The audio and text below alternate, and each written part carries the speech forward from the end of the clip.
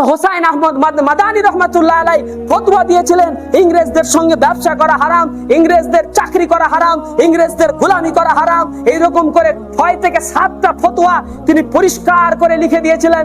পরিষ্কার করে ফতোয়াটা হোসাইন আহমদ মাদানী লিখে দেওয়ার পরে তিনাকে জেলে দেওয়া হয়, তিনাকে কারাদণ্ডে দণ্ডিত করা হয়। তারপরে আবার তাকে আরেকটা সুযোগ দেওয়া হয়েছিল শেষ কথা বলার জন্য। তিনি সেদিনও দাঁড়িয়ে বলেছিলেন ইংরেজদের গোলামি করা হারাম, ইংরেজদের চাকরি করে নিজের পদত্যাগের লোভে ভালো কিছু করা, এইরকম কথা ফতোয়া দিয়ে হোসাইন আহমদ মাদানী রহমাতুল্লাহ আলাই দেশের মানুষের প্রেম জাগিয়ে নেওয়ার পরে ধীরে ধীরে স্বাধীনতার সংগ্রামে গান্ধীজিকে যারা এই বুদ্ধি দিয়েছিল স্বাধীনতার সংগ্রামে, হোসাইন আহমদ মাদানী রহমাতুল্লাহ আলাই, শাহ আব্দুল আজিজ দেহলভী রহমাতুল্লাহ আলাই বলছে মুসলমানরা সর্বপ্রথম শুরু করেছিল দেশে ইংরেজদের বিরুদ্ধে লড়াই করা, মুসলমানরা প্রথম শুরু করেছিল। আর এই শুরু করার পরে তিনারা মুসলমানের ওলামা একরাম চিন্তা করলেন আমরা যদি একটা দলই শুধু এই ইংরেজদের বিরুদ্ধে লড়াই করি তাহলে আমরা এই লড়াই জিততে পারবো না। এই জন্য গান্ধীজিকে বললেন আপনি আমাদেরকে নেতৃত্ব দিন। গান্ধীজিকে বলা হলো, কারণ এখানে জাতি ধর্ম বিচার করা হলো না। স্বাধীনতায় কাদের অবদান রয়েছে আপনি আমি জানি না, কারা এই ভারত স্বাধীনতার সূচনা করেছিলেন তার সম্পর্কে আমরা জানি না। একজন মাস্টার মশাইকে যদি বক্তব্য রাখতে বলা হয়, অ্যাজ এ মুসলিম একজন মুসলিম টিচারকেও যদি বলা হয় আপনি বলেন স্বাধীনতার সম্পর্কে কিছু আলোচনা রাখেন, তাহলে তিনি অবশ্যই আলোচনার পরিপ্রেক্ষিতে আলোচনার মধ্যে সেই নামগুলোই টেনে আনবেন যে নামগুলো আমাদের ইতিহাসের মধ্যে নাই, সেই নামগুলো। তবে আমরা উই ডোন্ট ডিনাই দ্যাট, আমরা ওটা অস্বীকার করি না।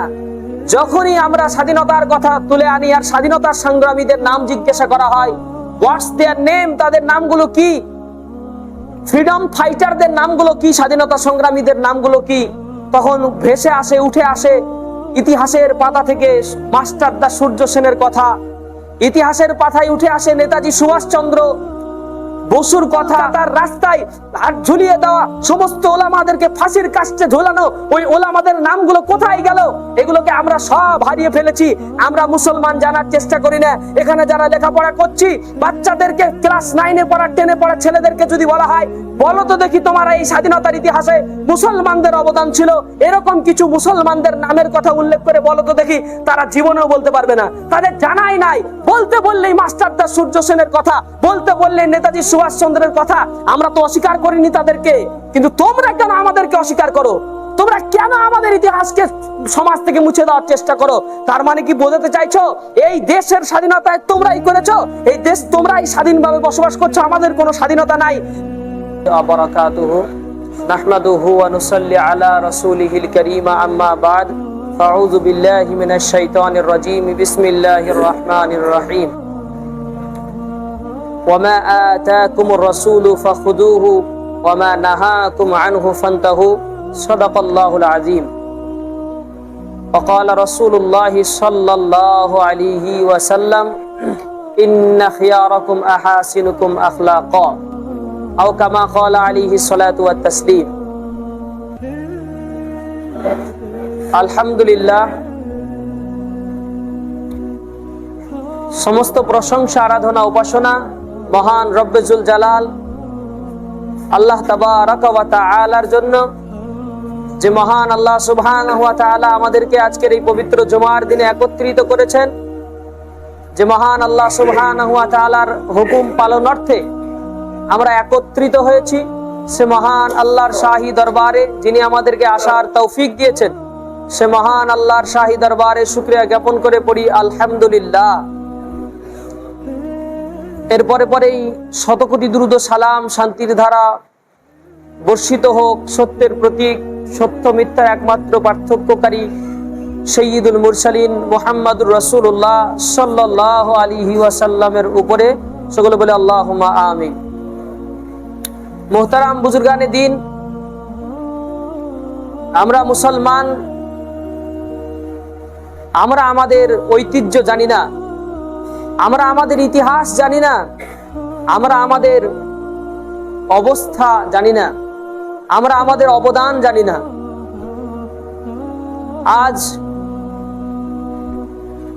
এই যে মাস, এটা চলছে আগস্ট মাস, তো 15 আগস্ট এটা হচ্ছে স্বাধীনতার দিবস, আমরা জানি সেটা সবাই।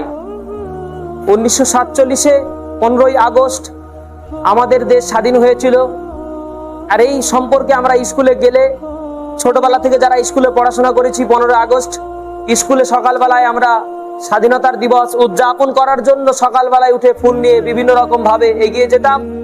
সেখানে আমাদের মাস্টারমশাইরা বক্তব্য রাখতো, আমরা আমাদের বড়দেরকে রাখছে আমরা দেখছি। স্কুলে গেলে, ক্লাবে গেলে, বিভিন্ন জায়গায় এগুলো আমরা দেখতে পাই।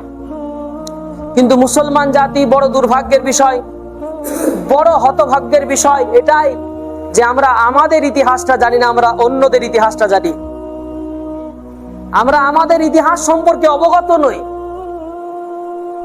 আমাদের ইতিহাসে এই ভারত স্বাধীনতায় কাদের অবদান রয়েছে আপনি আমি জানি না।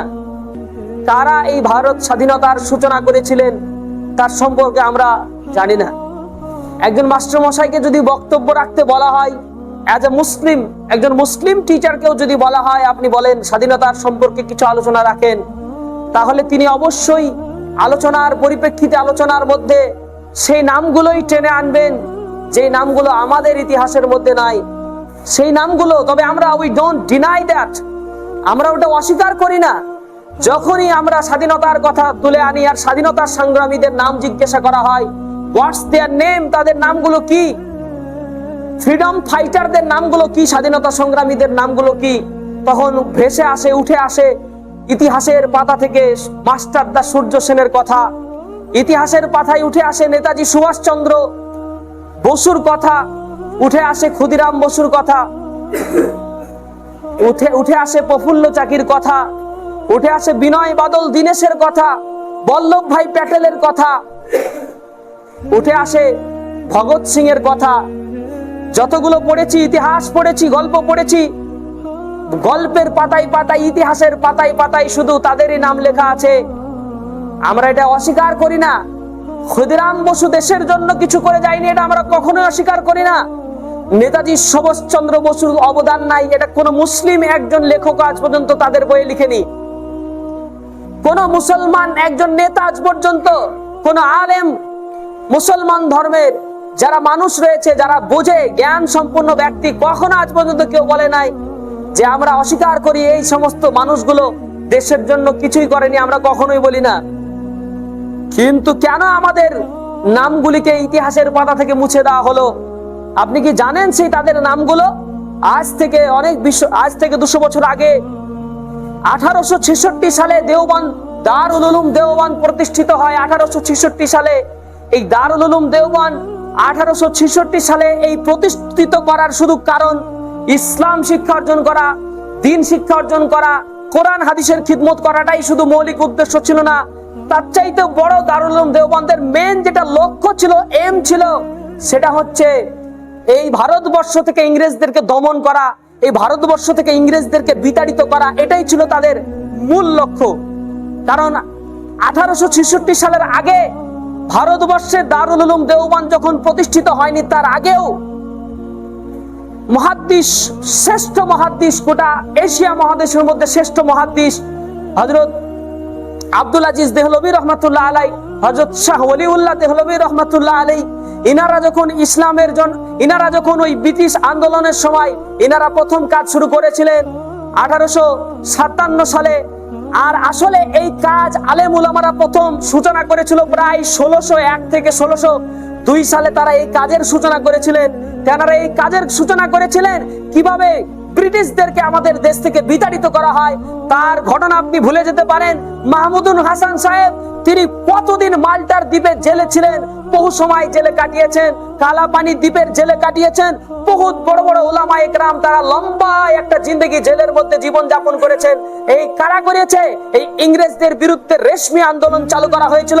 ইংরেজদের বিরুদ্ধে বড় বড় আন্দোলনের নাম দিয়ে বিভিন্ন রকম ভাবে উলামা একরাম, দারুল উলুম দেওবন্দ, উত্তরপ্রদেশের সমস্ত উলামা একরাম যখন দ্বীন প্রতিষ্ঠা করা এবং এই দেশ থেকে ইংরেজদেরকে বিতাড়িত করার প্রচেষ্টা চালিয়েছিলেন, তখন তার জন্য সৈয়দ আহমদ তেনাকে শহীদ হতে হয়েছে। এরপর আরো বহু উলামা একরামকে শহীদ হতে হয়েছে। আর আপনি হয়তো ভুলে গেছেন, দিল্লির রাস্তায় ধারে ধারে চাঁদনি চক থেকে উত্তরপ্রদেশের প্রায় জায়গায় গাছে শুধু ওলামাদের লাশ, ওলামাদের মাথাগুলো কেটে কেটে তারা ঝুলিয়ে রেখেছিল। সেই ইতিহাস আপনি পড়লে কখনোই খুঁজে বের করতে পারবেন না। ভারতবর্ষের ইতিহাস পড়ে আপনি কখনো মাহমুদুল হাসান দেওবন্দি রহমাতুল্লাহ আলাইহির কথা খুঁজে পাবেন না। ভারতবর্ষের ইতিহাস খুঁজে সৈয়দ আহমদ খান বেরলভী রহমাতুল্লাহ আলাইহির কথা খুঁজে পাবেন না।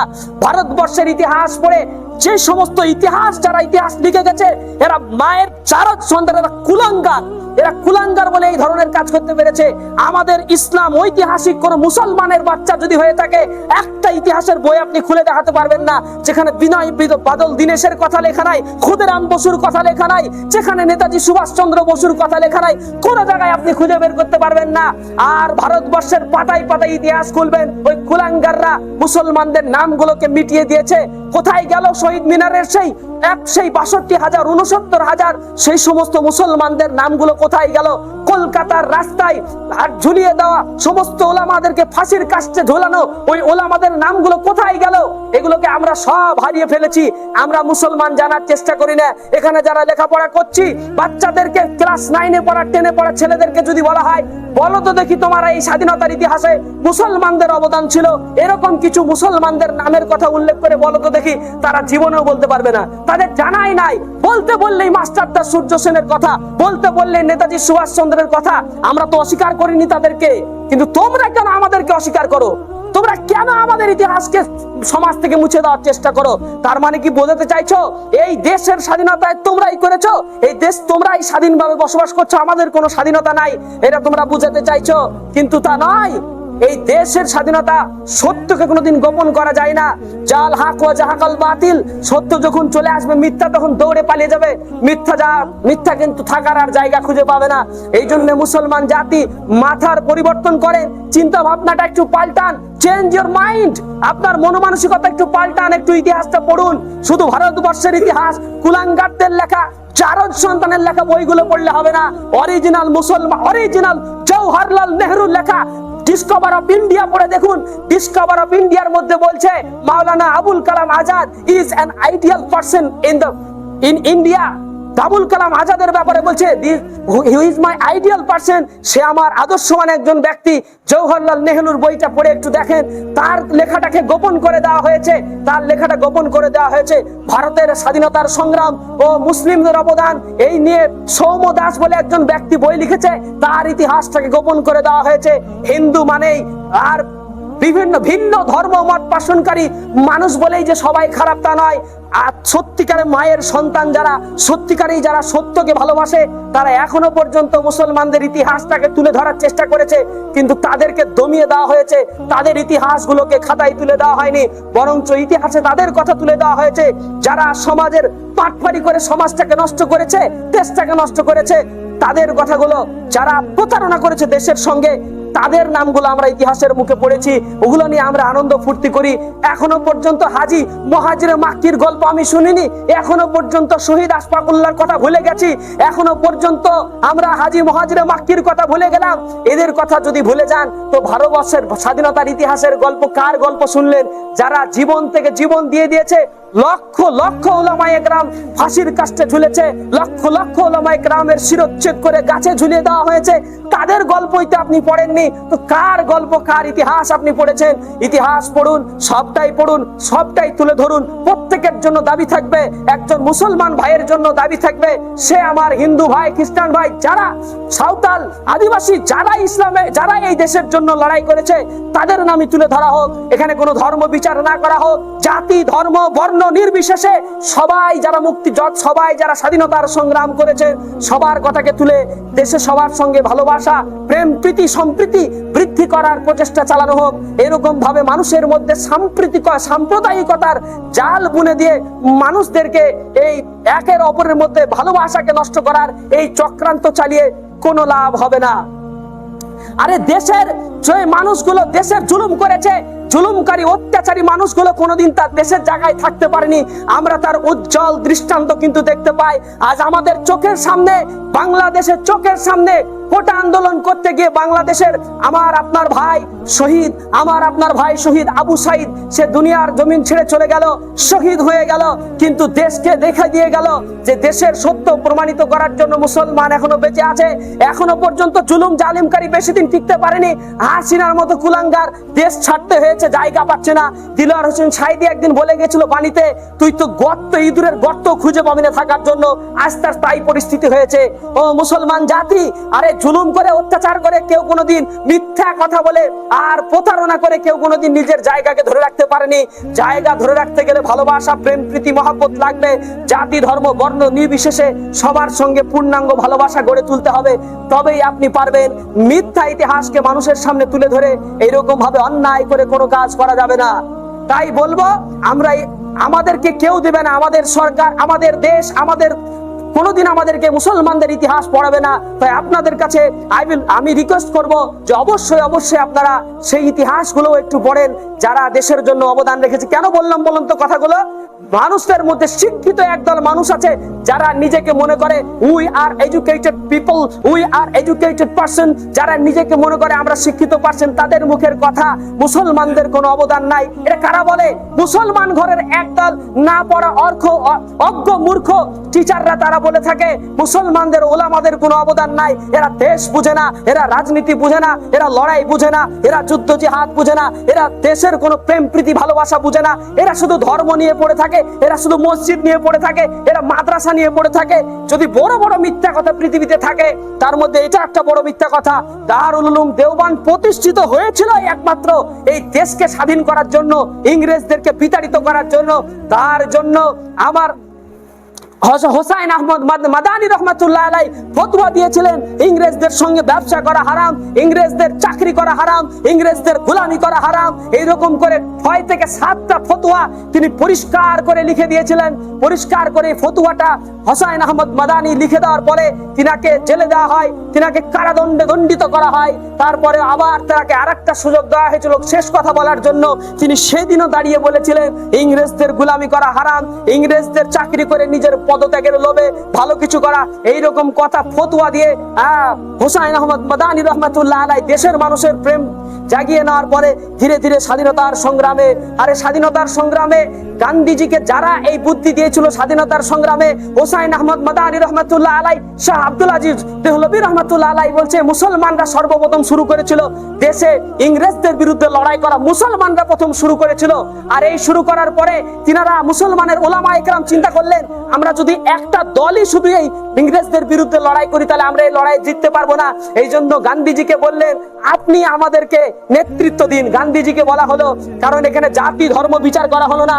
গান্ধীজির কাছে কিছু ওলামা একরাম গেলেন, যার পরে বলছেন আপনি আমাদের নেতা হয়ে যান, আপনি আমাদের কমান্ডো হিসেবে কাজ করবেন, এই জাতির হিসেবে আপনি কাজ করবেন। ওনাকে মেন দায়িত্ব দিয়ে দেওয়া হলো, অ্যাসিস্ট্যান্টও বানানো হয়নি, ওনাকে কর্মচারী, ওনাকে অন্য কোনো পজিশন দেওয়া হয়নি, ভালো একটা পজিশন দেওয়া হলো।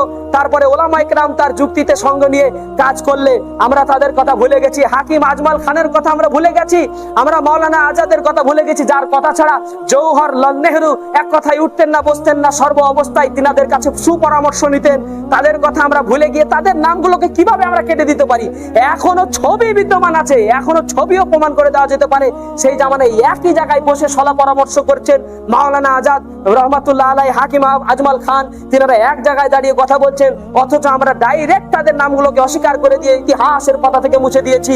ষোলো মুসলমান সারা দেশের মানুষদেরকে বলি, ইসলাম বিদ্বেষী মানুষদেরকে বলতে চাইবো, যারা ধর্ম বিদ্বেষী মানুষ তাদেরকে শেষ কথা বলে আমি আজকের আলোচনাটা ইতি করতে চাইছি। আপনি যতই দেশের ইসলামের ইতিহাস, যতই আপনি মুসলমানদের ইতিহাস মুছে দেওয়ার চেষ্টা করুন না কেন, সত্যকে কোনোদিন গোপন করা যায় না। আর আমরা তার বদলা দুনিয়াতে ইতিহাসের পাতায় যদি নাও পাই, আখিরাতে আমাদের বদলা আল্লাহ রাব্বুল আলামিন রেখেছেন। বলেন সুবহানাল্লাহ। ইনশাআল্লাহ আমাদেরকে আল্লাহ আখিরাতে বদলা দিবেন না? দিবেন না? আখিরাতে বদলা দিবেন। তোমরা ইতিহাসের পাতা থেকে মুছে দিয়ে কিছু করতে পারবে না। আমাদের নিয়াত মানুষের কাছে সুনাম কামানো নাই, তবে শুধু এতটুকু বলতে চাইবো যে তোমরা সুনাম যদি না করতে পারো, তোমরা বদনাম করো না। তোমাদের মুখ দিয়ে যদি সুনাম করার যোগ্যতা না থাকে, তাহলে তোমরা ওলামা একরাম মুসলমানদের বদনাম করো না। একটা জায়গায় থাকো, চুপ করে থেকে যাও। যদি মুসলমানদের কথা তুলে ধরতে বড় লজ্জা লাগে, মুসলমানদের উপকারের কথাগুলো, উলামায়ে কেরামদের অবদানের কথাগুলো যদি তুলে ধরতে তোমাদের কষ্ট লাগে, তাহলে অবশ্যই তোমরা কমসে কম তোমরা বদনাম করো না, সুনাম যদি তোমরা নাও করতে পারো। তাই বলবো যে আমরা এই স্বাধীনতার ইতিহাসকে আরো বেশি পড়ার চেষ্টা করি। বিভিন্ন বই লিখেছেন আমাদের গোলাম মুর্তজা সাহেব, ইন্তেকাল করেছেন, আল্লাহ তিনাকে জান্নাতবাসী করুন। হ্যাঁ, তিনি বহুত বই প্রায় 20 থেকে 19 থেকে 20টা বই লিখে গেছেন। স্বাধীনতার সংগ্রামের চেপে রাখা ইতিহাস লিখেছেন, ভালো ভালো কিতাব বইপত্র লিখেছেন। আপনি পড়ুন, সঠিক ইতিহাস আপনি খুঁজে পাবেন। এমনও বড় বড় ধর্ম বিদ্বেষী নয়, ধর্মের সঙ্গে সম্প্রীতি বজায় রাখে এমন কিছু ভিন্ন ধর্মমত পোষণকারী ব্যক্তিরাও বই লিখে গেছেন। তিনাদের বইগুলো একটু পড়ুন। মাস্টার মশাইদেরকে বলবো আপনারা তাদের বই পড়েও কথা বলুন, সবার নাম দিয়ে কথা বলুন, ছাত্রদেরকে সঠিকটা শিক্ষা দেন। School, college, university, coaching centre, সমস্ত মিশন, সব জায়গায় যেন আমরা সবার কথা তুলে ধরতে পারি। একদিক থেকে যেমন আমি মাস্টারদা সূর্য সেনের কথা বলবো, একদিক থেকে যেমন নেতাজি সুভাষচন্দ্র বোস